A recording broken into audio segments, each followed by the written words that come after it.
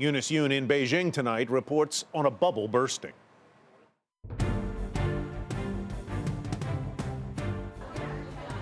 Chinese regulators warned of panic sentiment and irrational selling, and today we saw plenty of both in the stock market. We went down to a brokerage amidst all this, and the mood was fearful, panicked, emotions were running high. The focus was mainly on this mass trading halt that we have here in what the Chinese media has described as the biggest ever in the country's stock market history. Now, more than 50% of the listed companies in China have had their shares suspended.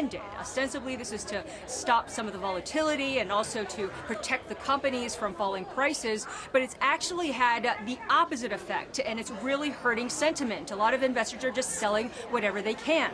The anger was directed mainly at the government. A lot of investors, one in particular, was complaining to us, saying that the government got them to buy a lot of these shares, and now they're all falling into an abyss. And that really gets at the heart of why the government is behaving the way it is with such unusual moves and throwing everything, including the kitchen sink, at the problem. Because the concern is that the stock market issue could become a social stability issue here. The government came in with other measures, saying that it was going to continue with its liquidity assistance via the central bank.